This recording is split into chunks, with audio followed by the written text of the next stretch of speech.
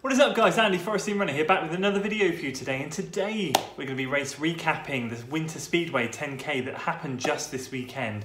It was a fantastic race, it was a great day, and we're going to be going through the nitty gritty, how it all went and everything. But before we do that, just a massive thank you to, first of all, each and every one of you that I met on the National Running Show Day. It was awesome to meet all of you, including the YouTubers. It was wicked, it was such good fun. I hope you all had a great day too. And of course, thank you all for your messages of support on the race video itself. It was a great day. We got a PB, as you know. A few things to go over, of course, but your messages of support mean a lot to me, and I appreciate all of you coming on this running journey with me. It's been just over 4 years now since we've started running, back on the 1st of January 2015. And yeah, things are starting to pick up pace. So without further ado, let's get into the race. We'll do the race, we'll do what went well, and we'll try not to be negative, so things we can work on, we'll call it. So the race itself was fantastic. It started at 11 o'clock, weather was perfect, about 4 or 5 degrees, but it didn't really feel that cold. It was great. I rocked up fashionably late as always, about 10:30. Got my bib number, went for a quick 1 mile warm up with Lee, listened to the race briefing, and off we went. Now this is all off the back of walking quite a lot and having a day on our feet the day before in the NEC, which was cool, but my legs were a little bit tired, I'm not going to lie. So I did wake up at 1 minute past 4 in the morning on Sunday with horrific cramp in my right calf, because I did not drink all day until I got home, and by that point it was too late. My body felt like it was a shriveled up prune. So everything I drank just came straight out again. But I had the sense of mind to massage my calf at 4:01 in the morning with my knuckles scraping down my calf to just try and release and loosen it. Thankfully it worked, because I woke up without a sore calf in the morning. Anyway, that gives you a bit of a backstory, doesn't it? Race starts. As you saw by the footage, we started quite far back, and that's because the calibre of athletes that were there were just, it blew my mind. I think I said in the video, the top 4 came in under sub 30. And all I can say, guys, is since I've been running for 4 years now, my dreams and aspirations, I guess, just get bigger and bigger and bigger. I want to get quicker and quicker. And to run with these guys and girls was mind-blowing. Like, it humbles me, it makes me grateful that I can run, and I feel starstruck. I came 75th out of 165. Only just in the top 50%. There's that many incredible runners. Anyway, it was brilliant. So we started off, settled into a rhythm, and I think deep down I said to you guys in the intro, I knew what I could do, I knew what I wanted to do, and that was around 6:45 pace. That was just a bit quicker than what I've been doing my mile repeats of late at, and I thought to myself, yeah, we can go for that at 10k. So of course the first mile goes, we get into a groove, and it hit 5:42. I was like, okay, about 3 seconds quicker than where I thought, but it felt really comfortable, it felt good, breathing was under control. I could hear people around me already breathing too heavy. Well, not too heavy, but they were breathing hard and I wasn't, so that gave me confidence. I thought, okay, that's cool. The second mile clocked off at 5:40. Now, that was I kind of thought to myself, am I going too fast or not? Because I felt good, but the question is, could I hold that for 10k? I wasn't sure at that point. Obviously, I wasn't able to in the end, but at the time, I just thought to myself, well, you're only going to know if you're going to, if you roll with it. So I rolled with it, and I felt good. This is a 2-lapped course, so you run out, and then you do a loop, and another loop, and then you run back in. So the second mile clicked off as we were coming back on the loop. And then obviously the third mile clicked off just as we were going around the base of the loop to start number 2. So as I said, the first and second mile went quite well, felt comfortable, got in a groove. Third mile came round, 5:47. I thought, that's more like it. I knew I'd gone off a bit quick. 5:47 felt ideal. That's kind of where I should have sat at from the beginning. So 5:47 was great. Felt good at that point, and the questions then came into my head of, can I hold this? Can I hold this? How's my form? What's my breathing like? All of that. And I kind of thought to myself, well, I can't hold 5:40 pace, nor can I hold 5:42, but I could probably hold 5:47 to 5:50, and that would be sensible. I'd admitted to myself at that point that I had gone off too fast, but I thought I can do that. So ran the 4th mile, felt great, another 5:47. thought, yeah, okay, this is grand. Now at the top of the turn of the loop, there's a little cone, and it's quite a sharp U-turn, and for whatever reason, I kind of like, I didn't jump over the cone because the cone was literally like that big, but I stepped over the cone and then had to do a very sharp U-turn, whereas on the first lap I took quite a wide berth and went round it, so my rhythm didn't get broken.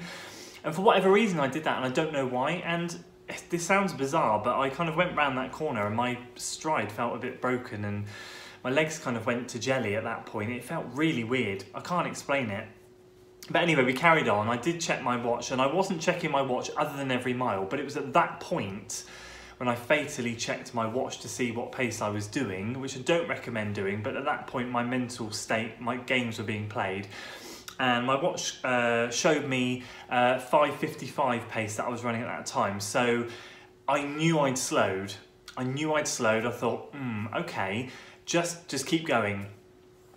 4.5 miles in, the dreaded stitch that I had last year, there are two symptoms to this stitch that I seem to get. My sides tighten up, and then I get the lightning stitch pains, and that's when it really hurts. Well, my sides tightened up, so I thought, oh, here we go again, can't believe this, thought we got shot of this. But no pain happened, no lightning pains. Mile 5, 5:54, and I thought, okay, I've slowed, my legs have gone completely to jelly. This is either just the fact that I haven't been feeling well leading up in the week, obviously got a bit sick. I did all the walking the day before and being standing on my feet, and the stitch, whatever it was, I was like, I don't care. Whatever excuse that I would decide to pull out of the bag, just keep going. Whatever it is, just keep going. So I kept going, and the tightening in the side got worse and worse and worse, but I thought, do you know what, until I get the pain, the lightning pain, I'm not going to stop. I'm just not going to stop. I'm just going to push through it, and if it happens and I have to drop out, I have to drop out. It is what it is. Thankfully, it never came. I did slow. 6th mile was 6:04, unfortunately. I really did slow at that point.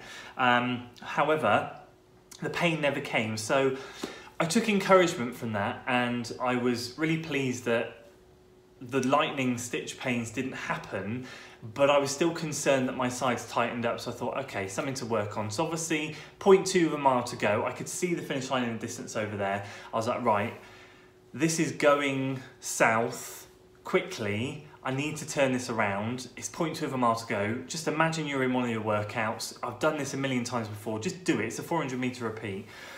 So I put the hammer down. I came in, that last 0.2 was 5:48 pace, so kind of back to where I wanted to be. But of course, by that point, that effort felt hard.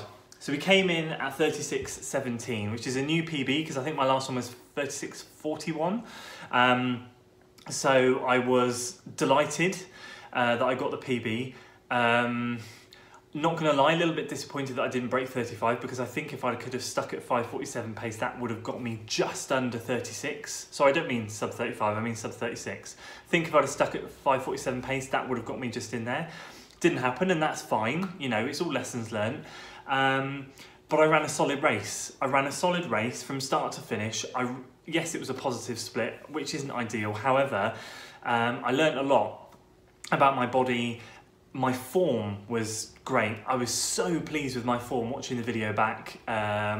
So there was lots to be pleased of. The things in particular that I'm pleased of when I crossed that line was Lee came straight behind me in 36:30, so 30 seconds behind me, which was amazing, because Lee's been training so hard, sometimes with me, sometimes with James, sometimes on his own, and he said he wanted to get a sub 37, and he nailed it by 30 seconds. So, you know, a sub 36:30 is incredible for him and for me and for anybody, and so that was great to see. Another solid performance there by both of us, which was great.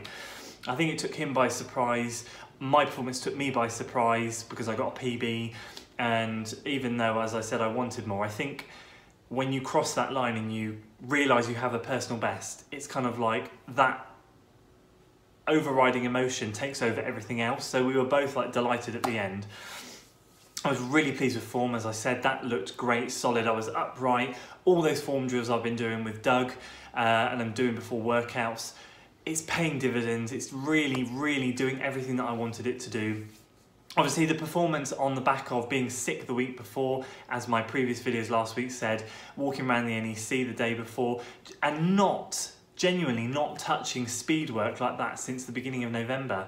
Because if you guys are new to the channel, you might not realise, but I did a 10k training series from September through to November where I targeted a 10k race and then got a couple of stitches in those races and didn't do so well. But I did all my 10k speed training then. And since then, I've jumped straight into either marathon base building training and now marathon training. So not touching the shorter, sharper stuff for such a long time, to go and run that time, I'm over the moon. So the thing to work on, I guess, is continuing to fathom out what the stitch is. I'm pretty confident it's a muscular thing. You know, back in the day, let's say back at Newent 9 and a Seven Bridge night race, those stitches were coming on at 2 miles and they were debilitating to the point where I had to stop racing. So this time it happened at mile 4. I was running a darn sight quicker this time than then, which is phenomenal, which means I'm making good progress, but something muscular is obviously not right and is causing my diaphragm to tighten up. My shoulders, which I believe to have been the main cause of it last time, were nice and loose this time, but of course I was carrying a bag at the NEC. My shoulders were really tight when I started the race, so potentially that, I don't know, but I'll continue to explore and try and work out what that is. But that's the only thing, guys, the only thing. I mean, the bottom line is I've started the year with a personal best. I'm over the moon, and I want to thank you all again for your support. And all it's done is light the fire inside of me to train super hard, work hard now to the big half in March, and of course the Gloucester 20 mile the week after. I can't wait for those 2 races. It's going to be great. And now we've got a good solid 6-week block of training that we can get our heads down into, 5 weeks, 6 weeks, and just go ham on it. So yeah, that is the race recap. I hope you enjoyed it, guys, and once again, thank you so much for your support. If you did, of course, please do consider giving the video a like. Please do share it with your friends, and of course, don't forget to subscribe to the channel for weekly running content, and I will see you next time. Until then.